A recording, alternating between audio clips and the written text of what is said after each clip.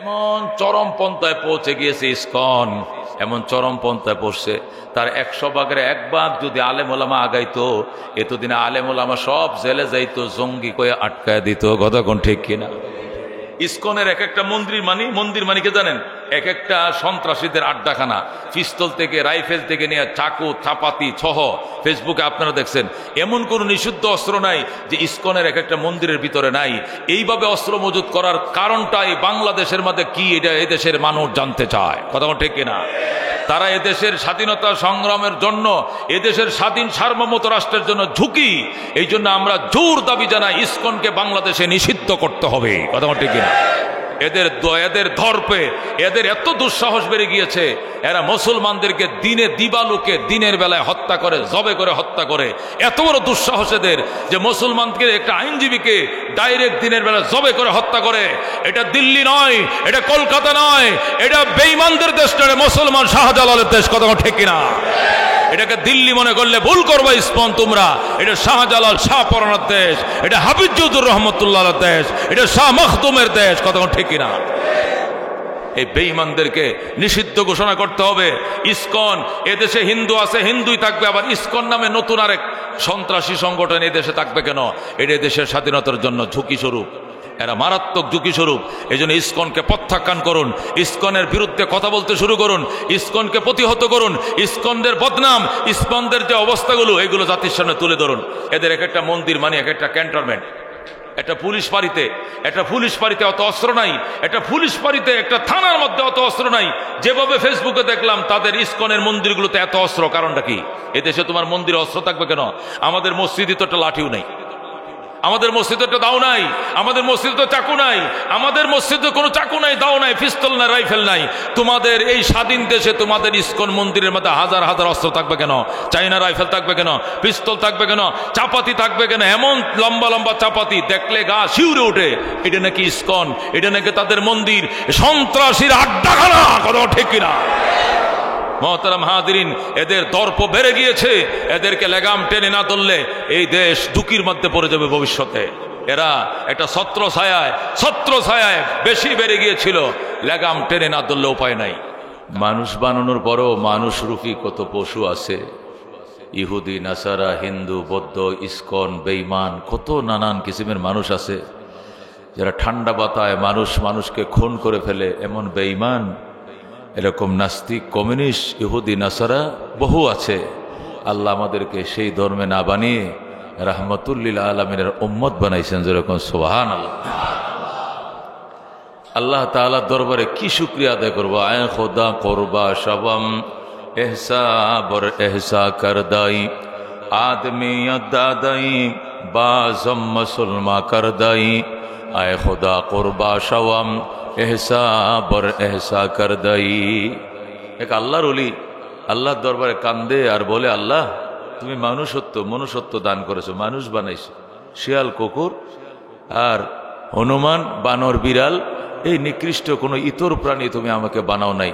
বা জম মুসলমা করদাই, অতপর আমাকে আবার মুসলমানও করেছো। আয় খোদা কোরবা সওয়াব, ও আমার রব, আমার মন চায় নিজেকে নিজে কোরবান করে দে তোমার জন্য। এহসা বর এহসা করদাই, এহসানের উপরে এহসান, দয়ার উপরে তুমি দয়া করেছ। কত মানুষ দুনিয়াতে এসছে তার মনিবরে চিনে না।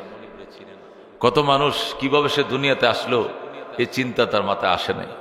তাকে কে পাঠাইলো, তার স্রষ্টাকে, তাকে চালায় কে, তার সুখ শান্তির ফয়সালা করে কে, এই নিয়ে তার গবেষণা নাই। ওই মালিকরে সে চিনেও না, সে গাফেল, সে বলতেও পারে না। আল্লাহ বলেন, ইয়া আইয়ুহাল ইনসান মা গাররাকা বিরাব্বিকাল কারীম। ও মানুষ, মা গাররাকা, কে তোমাকে প্রতারিত করলো, ধোঁকার মধ্যে ফেললো, তোমাকে উদাসীন করলো। বিরাব্বিকাল কারীম, তোমার দয়াময় রবের প্রতি তোমাকে কে উদাসীন বানাইলো? তুমি তার চিনলা না, তার নিয়ে গবেষণা করলা না।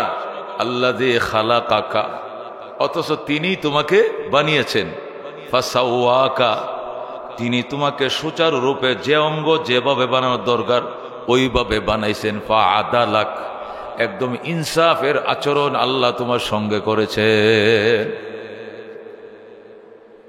গরুর মতো যদি আল্লাহ সাইডটা পায়ে দিত, হাত না দিত, আর উপর করে আমাদের জমিনের মধ্যে চলতে হইতো, তাও তো কিছু করার ছিল। চোখ দুইটা না দিয়া টেম্পুর মতো কপালের মাঝখানে চোখ একটা দিয়ে রাখতো, এদিক দিয়ে যদি বন্ধ রাখতো কেমন বিশ্রী দেখা যেত। আল্লাহ এটা করেন নাই, দুই কোণার মধ্যে দুইটা চোখ দিছেন, মাঝখানে চ্যাপটা একটা কপাল দিছেন, নাকটা খাড়া করে বানাইছেন, দুইটা ছিদ্র দিয়েছেন। অনেক দূর থেকে বালামন্দ আমার নাকে চলে আসে, আমি বুঝতে পারি সামনে দুর্গন্ধ না সুগন্ধ। একটা পানি মুখে নিলে বুঝতে পারি পানিটার স্বাদ আছে না নাই, আমার জিহ্বায় বলে দেয়।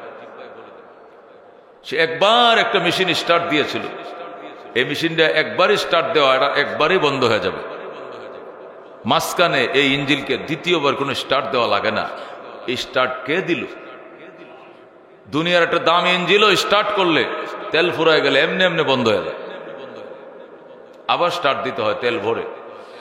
কিন্তু এইটা যে একদিন স্টার্ট দিয়েছিল মায়ের পেটে, আরেকবার কবরের পেটে যাওয়ার আগ পর্যন্ত স্টার্ট চলছে, কে স্টার্ট দিল, কে চালাইল? আল্লাহ কয়া আইয়ুহাল ইনসান, ও মানব জাতি, মা গাররাকা বিরাব্বিকাল কারীম, তোমার দয়াময় প্রভুর প্রতি কে তোমাকে ধোঁকা প্রতারিত করলো? তুমি উদাসীন, আল্লাহকুমুত তাকাসুর, তোমাকে উদাসীন বানিয়েছে তাকাসুরে। তাকাসুর মানে আত-তাফাখুরু বিল আমওয়াল ওয়াল আওলাদ ওয়ার রিজাল। তোমার ভিতরে অহংকার ঢুকছে, দম্ভ ঢুকছে, তোমার ভিতরে দম্ভ ঢুকছে, অহমিকা ঢুকছে। তুমি সম্পদের অহংকার দেখাও, ক্ষমতার অহংকার দেখাও, সন্তানের অহংকার দেখাও। মা গাররাকা বিরাব্বিকাল কারীম, কে তোমাকে প্রতারিত করলো তোমার দয়াময় প্রভুর প্রতি? তুমি তারে চিনলা না। আল্লাযী খালাকাকা ফাসাওয়াকা ফাআদালাক ফি আইয়ি সূরাতিম মা শাআ রাক্কাবাক। যে আকৃতি তিনি চেয়েছেন সেটি তোমাকে দিয়েছেন। হনুমান বানরের আকৃতি আল্লাহ তোমাকে দেন নাই, মানুষের আকৃতি দিয়েছেন। ওয়ালাকাদ কাররামনা বনি আদম, আর আদম সন্তানকে সকল সৃষ্টির সেরা বানিয়েছি আমি আল্লাহ। বলেন সুবহানাল্লাহ। আল্লাহ এই জন্য ডাক দেয়া কুল ইয়া আইয়ুহাল কাফিরুন, আমার বন্ধু আপনার মুখে কাফেরদেরকে বলে দেন, যারা আমাকে চিনে না তাদেরকে বলে দেন, লা আ'বুদু মা তা'বুদুন, আমি নবী ইবাদত করব না যার ইবাদত তোমরা করো। যার ইবাদত তোমরা করো আমি তার ইবাদত করব না, কারণ তোমরা তোমার রবকে চিনো না, এই জন্য দেবদেবতা পূজা করো। আমি আমার রবের সাথে কথা হয়েছে, আমি তারে চিনি, তাকে ছাড়া অন্য কারো ইবাদত করব না। মক্কার কাফেরেরা আল্লাহর হাবিবের কাছে এসে প্রস্তাব করে, মুহাম্মদ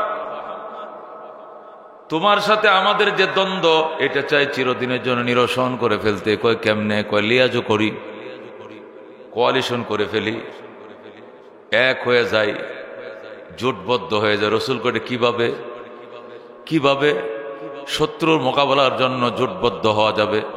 কিন্তু রুবুবিয়তের উলুহিয়তের ভিতরে কোনো জোটবদ্ধতা নাই। রব একজন, ওনাকে তোমরা মানলে এই জোটে আমি আছি, নতুবা এই জোটে আমি নাই। এই জোট আমার দরকার নেই।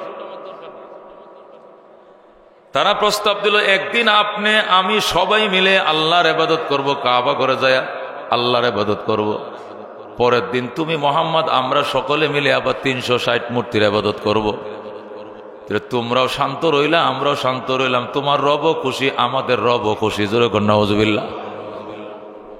আল্লাহ ডাক দেয়, এখন এগুলো তো রব নয়, এগুলো মাটির পুতুল, এগুলো রব নয়।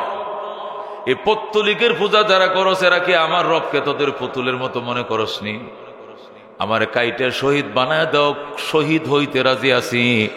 আমি ইবাদত করিও নাই, করবও না, ভবিষ্যতেও করব না, দেবতার আমি ঘোষণা দিয়ে দিলাম। কি সুন্দর প্রস্তাব! একদিন সবাই মিলে মোহাম্মদের রবের ইবাদত করব, মক্কার সব চলে যাব কাবা করে, যে মোহাম্মদ ইমামতি করবে, আমরা সব মুক্তাদি, ইক্তাদাই তু বিহাজাল ইমাম, এক আল্লাহর ইবাদত। কিন্তু পরের দিন মোহাম্মদ আমাদের সঙ্গে থাকতে হবে, আমরা দেবতার পূজা করব। আল্লাহর হাবিব সাল্লাল্লাহু আলাইহি ওয়াসাল্লাম বলেন, আল্লাহ এই ব্যাপারে আপনার মতামত আমাকে পরিষ্কার করে দেন। আল্লাহ সাথে সাথে সূরা কাফিরুন নাজিল করলেন।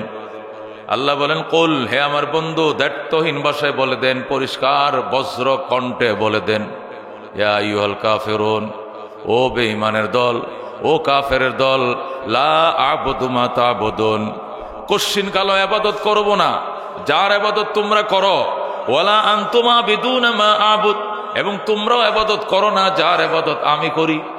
যে আল্লাহর ইবাদত আমি করি তার ইবাদত তোমরা করো না, আর যে রবের ইবাদত তোমরা করো সেই দেবতার ইবাদত আমি আল্লাহ করি না। ওয়ালা আনতুম আবিদুনা মা আ'বুদ, এবং তোমরাও ইবাদত করবে না ভবিষ্যতে যার ইবাদত আমি করি। এটা তোদের ছলনা মাত্র, এটা তোদের বাইল আর ছলনা। প্রকৃতপক্ষে তোরাও আল্লাহর ইবাদত করবি না। সুতরাং লাকুম দীনুকুম ওয়ালিয়া দীন, তোমরা তোমাদের রবের ইবাদতে ব্যস্ত থাকো, আমি আমার রবের ইবাদতে ব্যস্ত। যেরকম সুবহানাল্লাহ। তোমাদের ধর্ম তোমাদের ধর্মের প্রতিদান তোমরা পাইবা, আমার ধর্মের প্রতিদান আমি পাবো। লাকুম দীনুকুম ওয়ালিয়া দীন, তোমরা তোমাদের ধর্ম পালন করো, আমি আমাদের ধর্ম পালন করি। তোমাদের ধর্ম ছেড়ে দেওয়ার জন্য আমার পক্ষ থেকে কোনো জবরদস্তি নাই, জোর করব না। আল্লাহ অন্য আয়াতের মধ্যে বলছেন, লা ইকরাহা ফিদ্দীন, লা ইকরাহা ফিদ্দীন, ধর্মের ব্যাপারে কোনো জবরদস্তি নাই, জোর করে কাউকে মুসলমান বানানো এমন কোনো সিস্টেম আল্লাহ তাআলা আমাকে দেয় নাই, আপনাকেও দেয় নাই, নবীকেও দেয় নাই, রসুলকেও দেওয়া নাই, ওলিয়া উলিয়া আলেম ওলামাকেও দেয় নাই। আল্লাহ বলেন, ক্বাদ তাবায়্যানা রুশদু মিনাল গাই, হেদায়েত তো স্পষ্ট গুমরাহি থেকে। এটা গুমরাহি, এটা হেদায়েত। এটা হেদায়েত দিবালোকের মতো, দিবালোকে দুপুরবেলা সূর্য যেরকম পরিষ্কার, পূর্ণিমার চাঁদ পূর্ণিমার রাত্রে যেরকম পরিষ্কার, হেদায়েত ও ইসলামও এমনই বেঈমানের কাছে পরিষ্কার। আল্লাহ বলেন, ক্বাদ তাবায়্যানা রুশদু মিনাল গাই, হেদায়েত তো গুমরাহির থেকে একদম স্পষ্ট। এটা হেদায়েত, এটা গুমরাহি। এটা দেখতেই বোঝা যায় আল্লাহর ইবাদত করা হেদায়েত, মূর্তি পূজা করা গুমরাহি, আল্লাহর কাছে চাওয়া হেদায়েত, মানুষের কাছে চাওয়া গুমরাহি। ক্ষমতার মালিক আল্লাহ বিশ্বাস করা হেদায়েত, মানুষকে মনে করা গুমরাহি। এই জন্য দুনিয়ার মানুষকে আল্লাহ ডাক দেয়া, ক্বাদ তাবায়্যানা রুশদু মিনাল গাই, এরে বেকুফের গোষ্ঠী, বেঈমান হইতে পারোস কিন্তু বিবেককে হারিয়ে ফেলছনি। বিবেককে প্রশ্ন করে দেখো, ইসলাম স্পষ্ট, ইসলামের ভিতরে কোনো গাফলা নাই, ইসলামের ভিতরে কোনো অস্পষ্টতা নাই, গুমরাহি স্পষ্ট, ইসলাম স্পষ্ট। ক্বাদ তাবায়্যানা রুশদু মিনাল গাই ফামান ইয়াকফুর বিত-তাগুত, সুতরাং যারা শয়তান তাগুতকে অস্বীকার করবে, ওয়া ইউমিন বিল্লাহ, এবং আল্লাহর প্রতি ঈমান আস্থা বাড়ায় দিবে, আল্লাহর প্রতি আস্থাশীল হবে, ঈমান আনয়ন করবে, ফাকাদ ইসতামসাকা বিল উরওয়াতিল উসকা লা ইনফিসামা লাহা, সে এমন রশ্মিকে ধারণ করলো, এমন রশ্মিতে মজবুত করে হাত দিয়া ধরলো, লা ইনফিসামা লাহা, এই রশি জান্নাতে যাওয়ার আগ পর্যন্ত আর কোনোদিন ছিঁড়বে না। সুবহানাল্লাহ।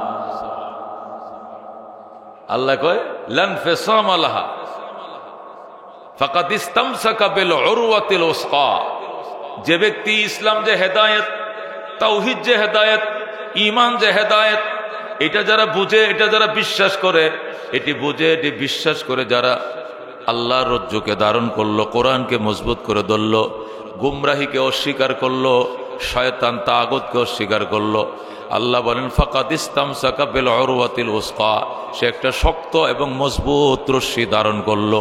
এমন রশি আল্লাহ লা ইনফিসামা লাহা, এই রশি জান্নাতে যাওয়ার আগে আর কোনোদিন ছিঁড়বে না। এমন রশি টান দিয়ে আকাশে উড়ায় ফেলবে, আকাশ থেকে টান দিয়ে করে জান্নাতে ঢুকিয়ে দিবে। যেরকম আল্লাহু আকবার। ওয়া হাবলুল্লাহিল মতিন, ঈমান হলো আল্লাহর মজবুত রশি, কোরআন হলো মজবুত রশি। লা তানকাজি আজাইবুহু, কোরআনের আশ্চর্য বলি কোনোদিন ফোরায় না। ওয়ালা ইয়াখলুকু আন কাসরাতির রদ্দে, এটা বারবার পড়লেও পুরাতন হয় না। এটা এমন রশি, কোরআন আল্লাহর এমন রশি, এটা বারবার পড়লেও পুরাতন হয় না। দুনিয়ার বই পুস্তক একটা বই একবার পড়লে দ্বিতীয়বার পড়তে মন চায় না। পড়ছি এটা A to Z পড়ছি, কি আছে আমি সব জানি, এটা পরীক্ষা দিলে আমি 100 পাস করব, এই বই আমার মুখস্থ, দ্বিতীয়বার পড়তে ভালো লাগে না, দুইবার পড়লে তৃতীয়বার পড়লে ভালো লাগে না। কিন্তু আল্লাহর কোরআন এমন একটি কিতাব, এটা জীবনে হাজার হাজার বার শুনতেছি, তবু মনে হয় নতুন, এটার মধ্যে কোনো বিরক্তি নাই। ইমাম সাহেব নামাজের দাঁড়ায় আলহামদুলিল্লাহি রাব্বিল আলামিন আর রহমানির রহিম মালিক ইয়াউমিদ্দিন ইয়াকা না'বুদু ওয়া ইয়াকা নাস্তাঈন, এই যে পড়তেছে, কোনোদিন বলছিলেন না হুজুর এই সূরাটা বদলায়া পড়েন, নতুন সূরা ধরেন, এই আলহামদু সূরা ছাড়া কি আপনি আর কোনো সূরা জানেন না? কো জানি তো, এটাকে পড়েন, নতুন সূরা দিয়ে পড়েন। এটা কোনো পাগলও কোনোদিন বলে নাই, বরং ধিম খায়া থাকে যেই মাত্র সূরা ফাতিহা পড়া শুরু হয়, মসজিদে কোনো হইচই শব্দ নাই, নীরবে নিস্তব্ধ হয়ে কান পেতে আল্লাহর কোরআন শুনতে শুরু করে। কথা কোন ঠিক কিনা? দোস্ত, হযরতে মুহাম্মদুর রাসূলুল্লাহ সাল্লাল্লাহু আলাইহি ওয়াসাল্লাম তার একদল, তার কলিজার টুকরা জামাতা হযরত উসমানে গনি রাদিয়াল্লাহু তাআলা আনহু 40 জন সাহাবায়ে কেরাম নিয়ে মক্কা থেকে হিজরত করে চলে গিয়েছিলেন আবেশিনিয়া। আবেশিনিয়ার বাদশা নাজাশী, ওই নাজাশী যখন শুনল মুহাম্মদুর রাসূলুল্লাহর কথা, এতক্ষণে নবী হিজরত করে মদিনায় চলে যায়।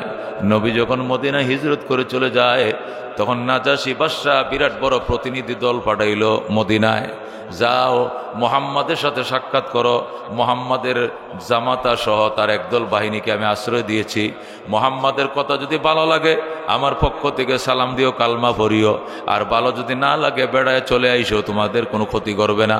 যেহেতু তার প্রতিনিধি দলকে আবেশিনিয়া জায়গা দিয়েছি, উসমানের কাফেলাকে যেহেতু নিরাপত্তা দিয়েছি, আমার কাফেলাকেও মোহাম্মদ মদিনা নিরাপত্তা দেবে, যাও। এই বলে বিশাল বড় 70 সদস্যের প্রতিনিধি দল আবেশিনিয়া থেকে মদিনায় আসলো। 70 সদস্যের বিরাট বড় প্রতিনিধি দল। হযরতে উসমানে জিন্নুরাইনের নেতৃত্বে গেছিল 40 জন, ওনারা গেছিল মক্কা থেকে আবেশিনিয়ায়, আর আবেশিনিয়ার থেকে আসছে 70 জন, আবেশিনিয়ার থেকে ডাইরেক্ট মদিনায়। বাদশা নাজাশী বলে, আমি যেহেতু মুহাম্মাদের জামাতা, মুহাম্মাদের বাহিনীকে সংরক্ষণ করছি, হেফাজত করছি, নিরাপত্তা দিছি, আমার দলকেও মদিনার নবী নিরাপত্তা দিবে, তোমরা যাও, আমার পক্ষ থেকে সালাম জানাইও, উনার সমস্ত খোঁজ খবর নাও, যদি পছন্দ হয় কালমা পড়িও। এরপরে আমার কাছে আসার পর আমিও কালমা পড়ার অপেক্ষায় রইলাম। যেরকম সুবহানাল্লাহ। তখন ওই বাদশা নাজাশীর প্রতিনিধি দল মদিনায় আসলেন। আসার পর আল্লাহর হাবিব সাল্লাল্লাহু আলাইহি সাল্লামের কাছে পরিচয় দিলেন, আমরা নাজাশী বাদশার পক্ষ থেকে প্রতিনিধি দল আপনার সাথে সাক্ষাতের জন্য আসছি। আল্লাহ নবীকে আপনাদেরকে কি উপহার দেব, আপনারা বসেন, ওযু করে আসেন, বসেন। ওযু করাইয়াদেরকে নীরবে এক জায়গায় বসাইছে, বসাইয়া আল্লাহ নবী সূরা ইয়াসিন তেলাওয়াত করে শুনাইছে। আল্লাহর হাবিব সাল্লাল্লাহু আলাইহি সাল্লাম মধুর কণ্ঠে আল্লাহর কোরআন যখন তেলাওয়াত করলো, সাথে সাথে সব কয়টা লোক কালমা পড়ে মুসলমান হয়ে যায়। আল্লাহ কই যা সামিও ইলাইক, যখন তারা শ্রবণ করলো আপনার দিকে, তারা আয়ুনহুম তাফিজু মিনাদ দামে, আপনি দেখতে পাইছেন তাদের চক্ষুগুলো অশ্রু প্রবাহিত করছিল। আল্লাহ নবীর দিকে তাকায় রইছে, আল্লাহ নবী কোরআন তেলাওয়াত করতেছে আর বলতেছে, কতই না সাদৃশ্যময় কিতাব, ওই কিতাবের সাথে যে কিতাব ঈসা নবীর উপরে নাজিল করা হয়েছে, ইনজিল শরীফ যেটা আমাদের নবী ঈসার উপরে নাজিল করা হয়েছে, এই কিতাবের সাথে এই কিতাবের কত সাদৃশ্য, হুবহু মিল আছে। সুতরাং ওই কিতাব মিথ্যা হতে পারে না। এই জন্য দেরি করলাম না, আমরা কালমা পড়ে মুসলমান হয়ে গেলাম। ধরে কোন আল্লাহু আকবার। এই জন্য দুস্থ আল্লাহ যে এত বড় নিয়ামত দান করেছে, এটা আল্লাহর দরবারে অসংখ্য শুকরিয়া। যদি আগের জামানার মানুষ হইতাম, বিবেক দিয়া ধর্ম বোঝা লাগতো, কঠিন হয়ে যাইতো। ধর্মওয়ালার ঘরে জন্ম নিয়ে ধর্ম পাইছি, মুসলমানের ঘরে জন্ম নিয়ে মুসলমান হয়েছি, ইসলাম পাইছি, এই জন্য কদর নাই। আল্লাহ পরিষ্কার বলে দিয়েছেন, লা আ'বুদু মা তা'বুদুন, পরিষ্কার বলে দাও তোমাদের ইবাদত করি না, তোমাদের দেবতার ইবাদত করি না। আমি তোমাদের দেবতার ইবাদত করব না, করিও নাই, যার ইবাদত তোমরা করো। ওয়ালা আনতুম আবিদুনা মা আ'বুদ, তোমরা ইবাদত করো না যার ইবাদত আমি করি। লাকুম দীনুকুম ওয়ালিয়া দীন, তোমরা তোমাদের ধর্মের উপরে আসো, আমি আমার ধর্মের উপরে আসি। মুফাসসিরিনে কেরাম বলেন, অনেক মানুষ ভুল বুঝে বলে এ আয়াত দিয়া তো আল্লাহ ধর্ম নিরপেক্ষতা দিয়ে দিছেন, তোমরা ধর্ম পালন করো, আমি আমার ধর্ম পালন করি। এখানে তো ধর্ম নিরপেক্ষতা আল্লাহ নিজেই দিছেন, সুতরাং যার ধর্ম সে পালন করুক, অসুবিধা কি? ও অসম্ভব কথা। এই আয়াত দ্বারা আল্লাহ ধর্ম নিরপেক্ষতার কথা বলেন নাই, বরং আল্লাহ বলছেন তোর ধর্মের জবাব তুই দিবে, আমার ধর্মের জবাব আমি দিব। এই কথাটা নবী আপনি তাদেরকে শোনায় দেন। লাকুম দীনুকুম ধর্মের অর্থ কি? লাকুম দীনুকুমের অর্থ হলো লানা আমালুনা ওয়া লাকুম আমালুকুম, লানা জাযাউ আমালিনা ওয়া লাকুম জাযাউ আমালিকুম। আমরা আমাদের কর্মের পরিণতি পাবো, তোরা তোদের কর্মের পরিণতি পাবে। তোরা যদি ভালো কাজ করস তোরা ভালো কাজের পরিণতি পাবে, মন্দ কাজ করলে তোদের জন্য কঠিন শাস্তি থাকবে। আর আমি নবী যদি ভালো কাজ করে থাকি আমার ভালো কাজের পরিণতি আমি পাবো।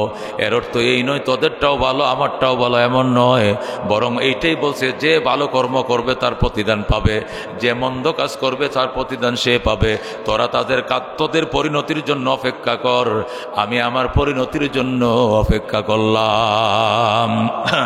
লাকুম দীনুকুম ওয়ালিয়া দীনের অর্থ এই নয় আমাদের নেতারা নেত্রীরা বক্তব্য দেওয়ার টাইমে বলে আল্লাহ তো বলছে লাকুম দীনুকুম ওয়ালিয়া দিন, যার ধর্ম সে পালন করো। আল্লাহ যার ধর্ম পালন করতে বলেন। আল্লাহ যদি যার ধর্ম পালন করার অনুমতি দিত তাহলে বলতো না ইন্নাদ-দীনা ইনদাল্লাহিল ইসলাম, ধর্ম শুধুমাত্র একমাত্র আল্লাহর কাছে ইসলাম। এই আয়াতটা আল্লাহ নাজিল করতেন না।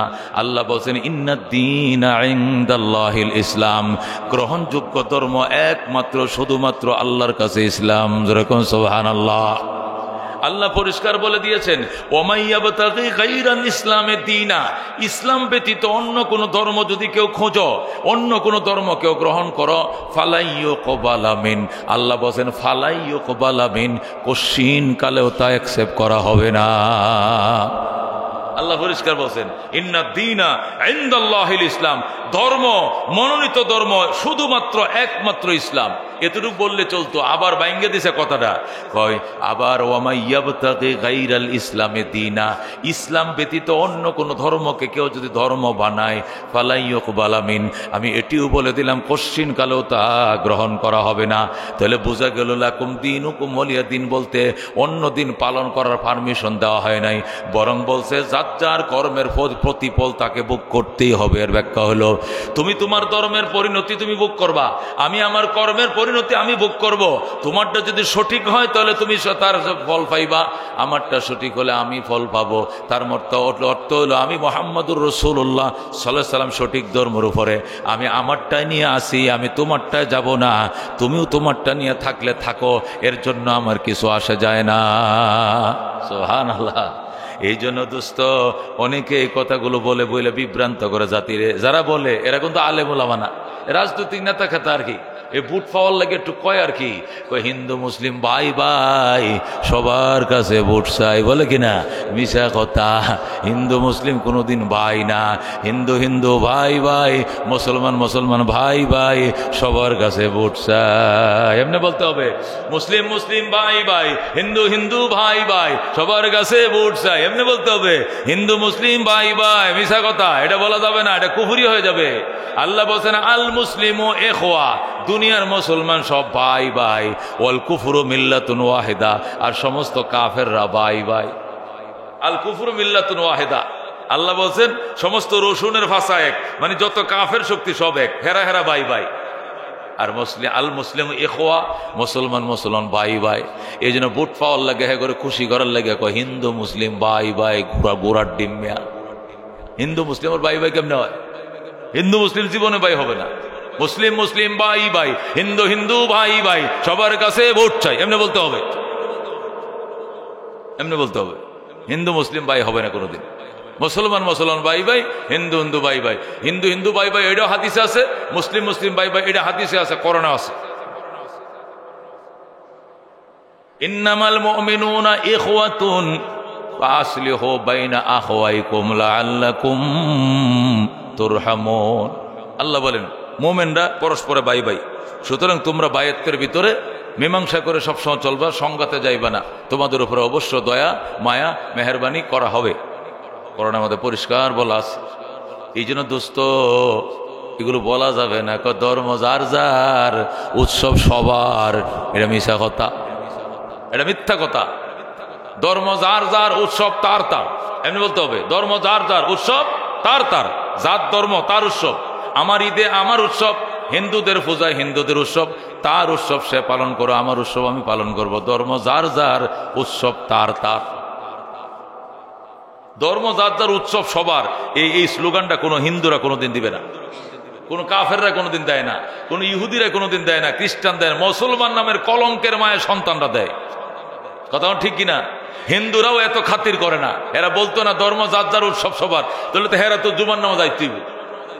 আমাদের ধর্মীয় উৎসব এই সপ্তাহে ঈদের দিন, আমাদের ঈদুল ফেতর, ঈদুল আজহা ওদের আসতে হবে। যদি উৎসব সবার হয়, হেরা তো জীবন আইতো না। এই জন্য হেরা স্লোগানও দেয় না। এরা বলবে ধর্ম যার যার, উৎসব তার তার। এই জন্য তার উৎসব সে থাকে, আমার উৎসবটা আমাকে থাকতে বলে। কিন্তু মুসলমান কিছু আছে লেঙ্গুর কাটা, লেস কাটা কিছু মুসলমান মোনাফেক আছে। এরা একটা সিগারেট খাওয়ার জন্য, একটা গোল্লিপ সিগারেটের জন্য পূজার মধ্যে যায় সামনের কাতারে বহে, বইয়া চেয়ারের মধ্যে বইয়া নাচ গান দেখে আর কয় আইসি, মনে করে নামাজটা পড়িয়াছি, এসার নামাজ আমগো মহল্লা মসজিদ থেকে, এখন টুপিটা রেখে দিলাম, একটা সিগারেট দিয়ে সিগারেট খায় আর পূজা পার্বণ উপভোগ করে। আর কয় ধর্ম যার যার, উৎসব সবার। এটা তো আমার নেত্রীও বলছেন, যখন নাউজুবিল্লাহ। তোমার নেত্রী জাহান্নামে যাইতে গেলে তুমি যাইতে পারবা না। তোমার নেতা জাহান্নামের কথা বললে তুমি বিশ্বাস করলে তোমার ঈমান থাকবে না। ধর্ম যার যার, উৎসব তার তার। যার ধর্ম তার উৎসব, অন্য কাহারও নয়। হিন্দু হিন্দু বাই বাই, মুসলিম মুসলিম বাই বাই, সবার কাছে ভোট চাই। হিন্দু মুসলিম বাই বাই, এ খাতিরিয়া গল্প মক্কার মানুষ নবীরে শিখাইছিল। নবী কয় মানি না। এরা তো বলছিল, কি বলছিল? একদিন আপনার খোদার ইবাদত করব, আমরা বাই বাই হয়ে যাই। আরেকদিন সবাই মিলে আমগো দেবতার ইবাদত করবেন, লয় বাই বাই হয়ে যায়, জুট বানাই। আল্লাহ কো খবরদার, পরিষ্কার বলে দেন, কলিয়া আইয়ুহাল কাফিরুন, ও কাফের সম্প্রদায়, লা আবুদু মা তাবুদুন, তোমরা যাদের ইবাদত করো এক মুহূর্তের জন্য তার ইবাদত আমরা করব না। তোমরা আমার রবের ইবাদত করো না, আমিও তোমাদের রবের ইবাদত করব না। তোমরা যে বলতেছো তোমাদের দেবতার ইবাদত করলে তোমরা রবের ইবাদত করো, রবের ইবাদতের আগে রবের প্রতি কালমা পড়তে হবে। তোমরা তো কালমা পড়ো নাই। কালমা না পড়ে হারাদিন কইলে কি লাগবে? এই স্বাধীনতা সংগ্রামে, যুদ্ধের টাইমে কত হিন্দুরা কালমা পড়ছে, দোয়া ইউনুস পড়ছে। এই বাতা মুসলমান, হিন্দু বাতাও বাতাও। পাকিস্তানি সেনারা ধরছে, বাতাও মুসলমান এতে হিন্দু, মুসলমান হো, কালমা বাতাও, লা ইলাহা ইল্লা আনতা সুবহানাকা ইন্নী কুনতু মিনাজ জালিমিন। এই বেটা, এ তো মুসিবত কা কালিমা है, কালিমা তাওহীদ বাতাও। कहे सर आपने बंदूक को मेरे सीना की तरफ ताक करके रखा ना, इससे बड़ा मुसीबत क्या है? इसीलिए मुसीबत का कलमा बता दिया, ला इलाहा इल्ला अंता सुबहानका इन्नी कुन्तु मिनज़ ज़ालिमीन। तू मुसलमान ना हिंदू? को मुसलमान को कलमा को, ला इलाहा इल्ला अंता सुबहानका इन्नी कुन्तु मिनज़ ज़ालिमीन। हे बेटा, এটা কি কালিমা? এটা তো দোয়া ইউনুস, মুসিবতের দোয়া। এসছে মুসিবত কি হইতে পারে? যেমনে বন্দুকটা ধরছেন আমার বুকে, এই জন্য এই মুসিবতেরটা আয়া পড়ছে। তাহলে হে মুসিবতের দোয়া কোনটা এটাও জানতো, কালমা কোনটা ওইটাও জানতো, কিন্তু সে মুসলমান ছিল না। সে কি ছিল না? মুসলমান ছিল না। শুধু পাক হানাদার বাহিনীর গুলির থেকে বাঁচার জন্য সে কালমা শিখে নিয়েছিল। এরা কি মুসলমান? এরা কি ইমানদার? এই জন্য আল্লাহ বলেন এটা জোর করে হয় না, এটা বন্দুকের গুলির ভয়ে বললে এটা কালমা হয় না, এটা লিয়াজও করে কালমা বললে এটা লিয়াজও হয়, কিন্তু কালমা হয় না, এটা ইমান হয় না। ইমান কোনটা? কাত্তাবাইয়ানা রুশদু মিনাল গাই। তোমার সামনে এটাও সামনে আছে, এটাও সামনে আছে, কোনটা স্পষ্ট? দুইটাই রাস্তা আছে এই মতিঝিল যাওয়ার জন্য। একটা আছে সোজা রাস্তা, আর এটা ঘুরেও যাওয়া যায়। তুমি কোন পথে যাইবে সিদ্ধান্ত নেওয়ার দায়িত্ব তোমার, রাস্তা দেখার দায়িত্ব আমার। আল্লাহ বলছেন সোজা পথ যেটা, সিরাতুল মুস্তাকিম যেটা, এটা আমিকে পাওয়ার পথ, এটা আমি আল্লাহকে পাওয়ার পথ। বাঁকা পথ এটা আমার পথ নয়, এটা শয়তানের পথ। এই জন্য দোস্ত আমাকে আপনাকে খুব সাবধান থাকতে হবে। আমাদেরকে অনেক লিয়াজও দেখাবে। এমন চরম পন্থায় পৌঁছে গিয়েছে ইসকন, এমন চরম পন্থায় পড়ছে, তার 100 ভাগের 1 ভাগ যদি আলেম ওলামা আগাইতো, এতদিনে আলেম ওলামা সব জেলে যাইতো, জঙ্গি কয়ে আটকায় দিত। কতক্ষণ ঠিক কিনা? ইসকনের এক একটা মন্দির মানিকে জানেন, এক একটা সন্ত্রাসীদের আড্ডাখানা। পিস্তল থেকে, রাইফেল থেকে নিয়ে চাকু, চাপাতি সহ, ফেসবুকে আপনারা দেখছেন, এমন কোন নিষিদ্ধ অস্ত্র নাই যে ইসকনের এক একটা মন্দিরের ভিতরে নাই। এইভাবে অস্ত্র মজুত করার কারণটাই বাংলাদেশের মধ্যে কি, এটা এদেশের মানুষ জানতে চায়। কথা ঠিক কিনা? তারা এদেশের স্বাধীনতা সংগ্রামের জন্য, এদেশের স্বাধীন সার্বভৌমত্ব রাষ্ট্রের জন্য ঝুঁকি। এই জন্য আমরা জোর দাবি জানাই ইসকনকে বাংলাদেশে নিষিদ্ধ করতে হবে। কথা ঠিক কিনা? এদের ধর্পে এদের এত দুঃসাহস বেড়ে গিয়েছে, এরা মুসলমানদেরকে দিনে দিবালোকে দিনের বেলায় হত্যা করে, জবে করে হত্যা করে। এত বড় দুঃসাহস এদের যে মুসলমানকে একটা আইনজীবীকে ডাইরেক্ট দিনের বেলা জবে করে হত্যা করে। এটা দিল্লি নয়, এটা কলকাতা নয়, এটা বেঈমানদের দেশ নয়, মুসলমান শাহজালালের দেশ। কথা ঠিক কিনা? এটাকে দিল্লি মনে করলে ভুল করবে ইস্কন তোমরা। এটা শাহজালাল শাহ পরানার দেশ, এটা হাফিজুর রহমতুল্লাহর দেশ, এটা শাহ মখদুমের দেশ। কথা ঠিক কিনা? এই বেঈমানদেরকে নিষিদ্ধ ঘোষণা করতে হবে। ইস্কন এদেশে হিন্দু আছে, হিন্দুই থাকবে, আবার ইস্কন নামে নতুন আরেক সন্ত্রাসী সংগঠন এই দেশে থাকবে কেন? এটা দেশের স্বাধীনতার জন্য ঝুঁকি স্বরূপ, এরা মারাত্মক ঝুঁকি স্বরূপ। এই জন্য ইস্কনকে প্রত্যাখ্যান করুন, ইস্কনের বিরুদ্ধে কথা বলতে শুরু করুন, ইস্কনকে প্রতিহত করুন, ইস্কনদের বদনাম, ইস্কনদের যে অবস্থাগুলো এগুলো জাতির সামনে তুলে ধরুন। এদের এক একটা মন্দির মানে এক একটা ক্যান্টনমেন্ট, একটা পুলিশ ফাঁড়িতে অত অস্ত্র নাই, একটা পুলিশ ফাঁড়িতে একটা থানার মধ্যে অত অস্ত্র নাই। যেভাবে ফেসবুকে দেখলাম তাদের ইস্কনের মন্দিরগুলোতে এত অস্ত্র, কারণটা কি? এদেশে তোমার মন্দিরে অস্ত্র থাকবে কেন? আমাদের মসজিদে তো একটা লাঠিও নাই, আমাদের মসজিদে একটা দাও নাই, আমাদের মসজিদে তো চাকু নাই, আমাদের মসজিদে কোনো চাকু নাই, দাও নাই, পিস্তল নাই, রাইফেল নাই। তোমাদের এই স্বাধীন দেশে তোমাদের ইস্কন মন্দিরের মধ্যে হাজার হাজার অস্ত্র থাকবে কেন? চাইনা রাইফেল থাকবে কেন? পিস্তল থাকবে কেন? চাপাতি থাকবে কেন? এমন লম্বা লম্বা চাপাতি দেখলে গা শিউরে ওঠে। এটা নাকি ইস্কন, এটা নাকি তাদের মন্দির, সন্ত্রাসীর আড্ডাখানা। কথা ঠিক কিনা? মহতারাম হাজিরিন, এদের দর্প বেড়ে গিয়েছে। এদেরকে লাগাম টেনে না ধরলে এই দেশ ঝুঁকির মধ্যে পড়ে যাবে ভবিষ্যতে। এরা একটা ছত্র ছায়ায় বেশি বেড়ে গিয়েছিল, লাগাম টেনে না ধরলে উপায় নাই। কারণ আল্লাহ রাব্বুল আলামিন কসম খায় বলেন, লা তাজিদ আদাওয়াতান লিল্লাযিনা আমানুল ইয়াহুদা ওয়াল্লাযিনা আশরাকু। আল্লাহ পরিষ্কার ঘোষণা দিয়েছেন, কসম, এই জমিনের উপরে ঈমানদারদের জন্য চরম শত্রু দুইজন, একদল হলো ইহুদি আর একদল হলো মুশরিক। ইহুদি আর মুশরিক, মূর্তি পূজারী। ইহুদি এবং মূর্তি পূজারী এরা হলো মুসলমানদের রক্তের দুশমন। ইহুদি পুরা মধ্যপ্রাচ্যকে তছনছ করে ফেলতেছে, মধ্যপ্রাচ্যে হাজার হাজার মানুষ ডেলি হত্যা করছে ঠান্ডা মাথায়। আর বেঈমানরা সমর্থন পায়া হুলি খেলা শুরু করছে মুসলমানদের রক্ত নিয়ে। প্রতিদিন 100, 150, 200 মা ও শিশু ফিলিস্তিনে এবং বিভিন্ন লেবাননের মধ্যে তারা হত্যা খুন খারাপি করছে। ইহুদিরা মুসলমানদের রক্তকে কুশত্রু, আর একটা হলো এই মুশরিক জাত, এই মূর্তি পূজারী জাত, এই পুতুল পূজারী জাত, এর আরেক রক্ত পিপাসু শত্রু। প্রতিদিন দেখেন মসজিদ বন্ধ করতেছে, এই বাবরি মসজিদ ধ্বংস করেছে। তাদের কি বলি, রামের জন্মভূমি বলে এখানে, এই জন্য বাবরি ভাঙছে। এখন আরেক মসজিদ 200 বছরের পুরাতন মসজিদ, সেখানে যায় বলতেছে স্বপ্ন দেখছি, এখনো আমগো দাদাদের কি আছিল, হ্যাঁ হেদের তোরা রাম আর তোদের খোদার তো অভাব নাই, কুত্তাও তোদের খোদা লাগে, বট গাছও তোদের খোদা, তুলসী গাছও তোদের খোদা, খেজুর গাছও তোদের খোদা, চন্দ্র তোদের খোদা, সূর্য তোদের খোদা। তোদের খোদা তো লঙ্গির তলেও থাকে, তোরা তো সেট পূজাও করস, কথা ঠিক কিনা? তোদের খোদার তো অভাব নাই। আমগো মসজিদে তোর খোদা যায় বৈশা থাকে কেন? এটা তোর খোদার জন্মস্থান হয়ে যায়। এখন আরেক নতুন মসজিদ দখল করার জন্য পায়তারা করছে, রক্তের বন্যা বয়ে যাবে। বেঈমানদেরকে আর নতুন কোন মসজিদ দখল করতে দেওয়া হবে না, হবে না, হবে না ইনশাআল্লাহ। সাহস বেড়ে গিয়েছে, ইনশাআল্লাহ গজওয়াতুল হিন্দ শুরু হয়ে যাবে। হিন্দুস্তান যুদ্ধ, আল্লাহ নবী বলেছেন, হিন্দুস্তান যুদ্ধ যখন শুরু হবে বেঈমানরা পালানোর জায়গা পাবে না। গজওয়া হিন্দের পূর্বাভাস শুরু হয়ে গেছে আমার মনে হয়। নতুবা এরা যে বাড়াবাড়ি করতেছে সীমানা ছাড়িয়ে গিয়েছে, কথা ঠিক কিনা?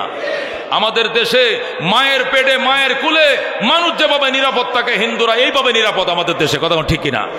এরপরেও তারা আমাদের দূতাবাসে আক্রমণ করে, আমাদের বিভিন্ন ধরনের দূতাবাসগুলোতে তারা আক্রমণ করছে হিন্দুস্তানের উপরে। এই ইস্কন, এই বেঈমানের বাচ্চারা, এই রক্ত খেগুরা আক্রমণ করতেছে আর বলতেছে তাদের নাকি হিন্দুদেরকে নাকি আমরা মাইরে ফেলাইতেছে। এই দেশে কোনো হিন্দু মারছে কেউ? বরং ওরা মুসলমানকে খুন করছে, আর ওরা করছে আমাদের স্বাধীনতা সার্বভৌমত্বের পতাকাকে তারা পদদলিত করছে, পতাকা আগুন দিচ্ছে, পতাকা পুড়ছে। বাংলাদেশের হাই কমিশনে আক্রমণ করেছে, বিভিন্ন প্রদেশগুলোতে বাংলাদেশ দূতাবাস যেগুলো আছে অফিসগুলো তারা জ্বালিয়ে দেওয়ার জন্য, ভাঙিয়ে দেওয়ার জন্য, পুড়ে দেওয়ার জন্য। আমরা সাবধান করে দিতে চাই, সাবধান করে দিতে চাই। ধর্ম আমাদের কাছে যেরকম মায়ার পাত্র, দেশও আমাদের জন্য কলিজার টুকরা, কথা ঠিক না? এই স্বাধীন সার্বভৌম দেশের দিকে কোন শকুন যদি নজর দেয় ওর চোখ উপড়িয়ে ফেলা হবে ইনশাআল্লাহ। তারপরে বাংলাদেশের 1 ইঞ্চি মাটি কাউকে দখল করতে দেওয়া হবে না, কথা ঠিক কিনা? মহতারাম হাজিরিন, আল্লাহ পরিষ্কার বলেছেন, লাকুম দীনুকুম ওয়ালিয়া দীন। আমার ধর্ম আমারটাই চলবে, আমি আমার ধর্মের উপর আছি, তোর ধর্ম আমি মানি না, বিশ্বাস করি না। তোর সাথে আমার কোনো আপোষ নাই, কতক্ষণ ঠিক কিনা? আল্লাহ পরিষ্কার বলে দিয়েছেন, ওয়ালা তাজিদান্না আশাদ্দান নাসি আদাওয়াতান লিল্লাযিনা আমানু ওয়াল্লাযিনা আশরাকু। ইমানদারদের জন্য চরম শত্রু 1 নম্বর ইহুদি, 2 নম্বরে মুশরিকের বাচ্চারা, এই মূর্তি পূজারী জাতেরা। এরা ডেলি জয় শ্রীরাম বলে বলে আমাদের মসজিদগুলোকে ভাঙতেছে, মা বোনদেরকে দর্শন করতেছে, কত বাড়িঘর যে ওরা জ্বালাইতেছে, গ্রামকে গ্রাম জ্বালিয়ে দিচ্ছে। এগুলো পত্রিকা পেপারে আসে না, মাঝে মাঝে ফেসবুকে দেয়। আর কত আহাজারি কান্নাকাটি মুসলমান মা বোনরা করছে। তাদের দেশে আমাদের মুসলমান কত নির্যাতিত, অথচ আমাদের দেশে হিন্দুরা মায়ের কুলের সন্তানের মতো নিরাপদ আছে। এরপরে অপপ্রচার করে বাংলাদেশে নাকি হিন্দু মারিয়া শেষ করতেছে। যেরকম নাউজুবিল্লাহ। আমরা তীব্র নিন্দা জানাই, তীব্র প্রতিবাদ জানাই, বরং আমরা বলতে চাই, হিন্দুরাই দেশে যেরকম নিরাপদ, মুসলমানদেরকেও নিরাপদ দিতে হবে। ইন্ডিয়াতে নিরাপত্তা না দিলে আমরা তার প্রতিশোধ নেব ইনশাআল্লাহ। আল্লাহ রাব্বুল আলামিন আমাদেরকে আমল করার তৌফিক দান করুক, আমিন। যারা সুন্নত পড়ে না, 4 রাকাত সুন্নত পড়ে নেই।